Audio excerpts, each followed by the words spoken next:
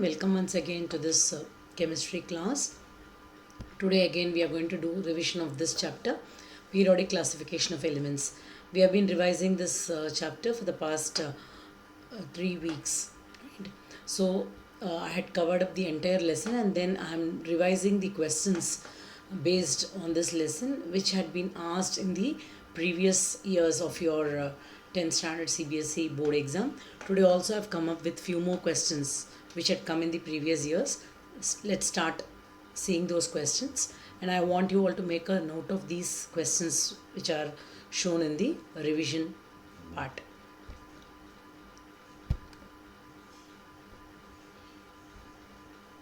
See, look at the first question. Did Daubernia's triads also exist in the columns of Newland's octaves? Compare and find out. Understand the question. They are asking whether Daubernia's triads were found in the columns of Newland's periodic table. The answer would be yes. Only one set of triad of Daubernia was seen in Newland's periodic table. That is the set of lithium, sodium and potassium that is seen in the form of column in your Newland's periodic table. See, these set of elements, how it forms a triad, we have been learning in almost all paths. Whenever I start revising, whenever I talk about triad, I take up this example. What's the rule for forming a triad?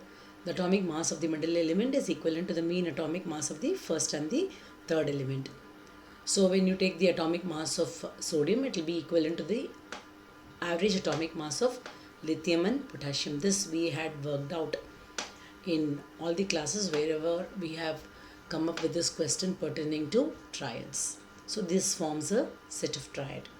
So the same is seen in the form of column in Newland's periodic table. I have marked with red brackets and shown under Newland's periodic table also.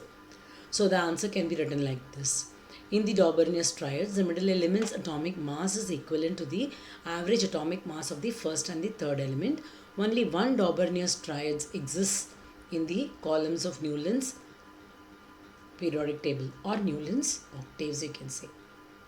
Okay, such kind of questions are a little tricky, but it's very easy to answer provided you need to know the concept of triad and memorize a few set of elements from all the periodic tables. That would help you a lot. Okay. Next question. Why is atomic number of an element more important to a chemist than its atomic mass? The same question is asked in a different way. Atomic number is considered to be a more appropriate parameter than atomic mass for classification of elements in a periodic table. Why? Simple question. Why is atomic number considered as an important factor for classification of elements in a periodic table? Why is it considered as an important factor in classification of elements in a periodic table? Because they show regular gradation, right? Atomic number increases 1, 2, 3, 4, it goes. But when we talk about atomic mass, it's not like that. It comes in decimals. It's very difficult to arrange elements in the increasing order of their atomic masses. And moreover, atomic numbers help us to determine the chemical properties of an element, whereas atomic mass has no role in disclosing the chemical properties of an element. Suppose if I ask you a question, name the element with atomic number 8. Immediately you will say oxygen. When I tell you oxygen, you can easily say its chemical properties. It supports burning. It forms compounds with hydrogen, calcium. So these are the chemical properties. Right, and in the periodic table, you know how the elements are placed. Right, so atomic number talks about the number of electrons present in the atom of an element, and the chemical properties of the elements can be easily determined by knowing about the atomic numbers. And these atomic numbers help us to differentiate between the properties of elements. Right. See, the answer goes like this. The properties of element depend upon the number of electrons present in the valence shell which are related to the atomic number. Thus, the properties of different elements can be compared if we know their atomic numbers. On the other hand, atomic mass can in no way determine the chemical properties of elements because it does not vary regularly with gradation in the chemical properties of elements. Right? Next question. See, the atomic number of an element X is 20. Hope you all can make out the name of an element with atomic number 20. Yes? So the element X with atomic number 20 is nothing but calcium. They are asking you to write its valency, whether it is a metal or a non-metal. The formula of compound formed when the element X reacts with an element Y of atomic number 8. Justify your answer in each case. Okay. First question. State the valency of the element X with atomic number 20. So what is the name of an element with atomic number 20? It is nothing but calcium. When the atomic number is 20, what should be its valency? Go for the electronic configuration. It is 2882. So number of electrons present in the outermost shell determines the valency. So 2 electrons are there in the outermost shell. So 2 becomes the valency of calcium. When the number of valence electrons is equal to 2, it can be lost easily. So whenever the elements are losing the electrons, they are said to be metal. So the second question answer, whether it is a metal or a non-metal, obviously it's a metal because its valency is 2. Or you can say the number of electrons present in the outermost shell is 2 and these 2 electrons can be lost easily. And the third question is the formula of compound formed when the element X reacts with an element Y. Element X is calcium. Y is an element with atomic number 8. Just now I told you what's the name of the element with atomic number 8? Oxygen. So what will be the formula of the compound when element X reacts with Y? It's calcium with oxygen, right? So calcium is X, oxygen is Y. You have to write XY. You need not write the compound's name formed when calcium and oxygen reacts with each other. Here you have to apply the question whatever is given. Element X combines with element Y. If they are telling you to name the compound, then you have to name it. Otherwise, they just want you to write the formula of compound using these letters X and Y. So it will be XY. You know element X is calcium, element Y is oxygen. They combine together to form this we have learned, calcium oxide. Clear? Because oxygen needs 2 electrons to complete its octet, right? Its atomic number is 8. So electronic configuration will be 2, 6. It needs 2 electrons. So calcium will lose 2 electrons to oxygen to form calcium oxide, right? Look at this question. The element lithium, sodium and potassium each having one valence electron are in period number 2, 3 and 4 respectively of modern periodic table. In which group of the periodic table should they be? Why? Which one of them is least reactive? Which one of them has the largest atomic radius? Understand the question here. They have given you the name of 3 elements. What are they? Lithium, sodium and potassium. And they have said they all have one valence electron. Means what? They are having only one electron in their outermost shell. Outermost shell of the atoms of these elements are having one electron, which becomes its valency or valence electron we say. And these elements, that is lithium belongs to period number 2, your sodium belongs to period number 3 and potassium belongs to period number 4 of your modern periodic table.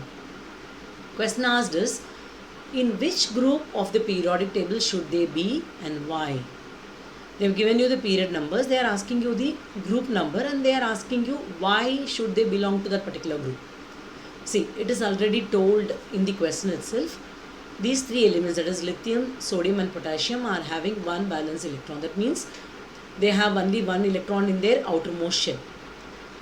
So whatever is the number of valence electrons present in the outermost shell decides the group number also. So when they are having only one valence electron, they all belong to group number 1. So answer you write for this question is, they all belong to group number 1 because their valency is 1, and the elements having the same number of valence electron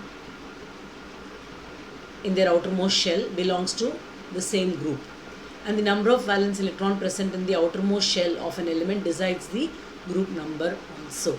Clear to you? Which one of them is least reactive? Least reactive in the sense what?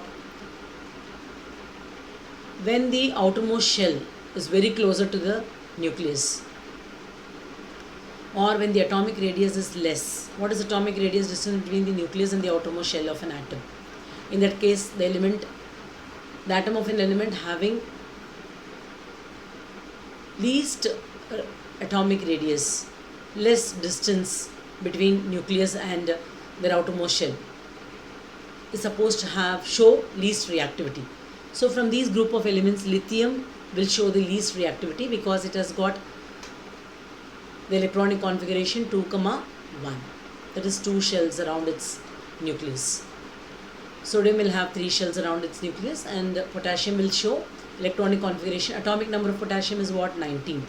So electronic configuration will be 2881. Right? So whenever the outermost shell is very closer to the nucleus, the atom of an element having such least distance between the nucleus and the outermost shell will show the least reactivity, because the removal of electron from the outermost shell becomes very difficult. And which one of them has the largest atomic radius? I told you just now. Atomic number of your potassium is 19. Electronic configuration is 2881. So from the electronic configuration, you can easily decide the number of shells present around the nucleus of the atom of the element potassium. Therefore, when the distance between the nucleus and the outermost shell is more, obviously its atomic radius will also be more. So the element potassium has largest atomic radius. Next, see the question here. Answer I have shown in the next slide. Let's read the question here. Atoms of 8 elements A, B, C, D, E, F, G and H have the same number of electronic shells. Number of shells around them remain the same, but different number of electrons in their outermost shells. Number of electronic shells are same, means they all belong to the same period. It was found that elements A and G combine to form an ionic compound which can also be extracted from seawater. So this question should be clear now.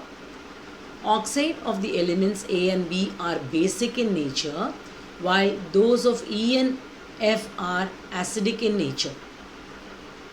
The oxide of element D is almost neutral. So pertaining to this, you have to answer the following questions. To which group or period of the periodic table do the listed elements belong? Which one of the 8 elements is likely to be a noble gas? Which one of the 8 elements would have the largest atomic radius? Which 2 elements amongst these are likely to be non-metals? Which one of these 8 elements is likely to be a semi-metal or a metalloid? Okay. Just now I read the questions to you. A small hint. Let us pick up this hint to identify the period number, because it is already said that the number of electronic shells remain the same. So they all belong to the same period, but they have different number of electrons in their outermost shell. So their group numbers will be different, right? So here it was found that elements A and G combine to form an ionic compound which can also be extracted from seawater. So which compound is extracted from seawater? Sodium chloride. So where is sodium present? Sodium is present in period number 3. So what are the elements present in your period number 3? Your sodium, magnesium, aluminium, silicon, phosphorus, sulfur, chlorine and argon. So you have got the 8 elements now. Yes. What are the elements? Sodium, magnesium, aluminium, silicon, phosphorus, sulfur, chlorine and argon, right? So to which group or period of the periodic table do the listed elements belong? Group number, obviously all the group numbers have to be given there because it's covering up the entire third period, right? So you can talk about the period number here. They all belong to period number 3, right? So it is one more thing is given here, see. Oxides of the elements A and B are basic in nature. So A and B should belong to group number 1 and 2 because they are oxides of these elements are basic in nature, means they should be metals. And E and F oxides formed from them are acidic in nature, so they should be non-metals. And oxide of element D is almost neutral, right? So your first question answer, A and B will belong to your group number 1 and 2, and C belongs to group number 13, D belongs to group number 14 because it is said that they form the neutral oxide, and E and F will belong to group number 15 and 16 because they form acidic oxide, and G belongs to group number 17 as it has got 7 valence electron, and H belongs to group number 18. They all belong to third period. I just read out the list of elements present in your third period. What are they? Sodium, magnesium, aluminium, silicon, phosphorus, sulfur, chlorine and argon, right? So they all belong to group period number 3, and the compound that is formed is your sodium chloride, right? Next, second question is, which one of the 8 elements is likely to be a noble gas? Which one among these will be a noble gas? Obviously your last element, H, belongs to noble gas. And which one is the third question? Which one of the 8 elements would have the largest atomic radius? Element A. Atomic radius decreases, right? Because number of electrons keep increasing across a period. So the force of attraction between the nucleus and the electrons in the present outermost shell is more. So atomic radius begins to decrease. So the first element, the sodium, will have the highest atomic radius, but the number of shells around each element remain the same. But when you talk about atomic radius, it decreases down across a period. So in that case, the first element will show the largest atomic radius. Which 2 elements amongst these are likely to be non-metals? So which are, it is said in the question, that is your E and F are acidic in nature, so they should be your non-metals. And which one is likely to be a semi-metal or metalloid? Neutral. So which one is that? D, right? So these are the answers to those questions. So with this, I am concluding today's session. Okay, hope these questions were useful to you. I would say it is really helpful if you read these questions again and again. Such type of questions will only come for your board exams. Please keep revising all the questions which are shown in the revision videos. All the best. Take care. Keep studying.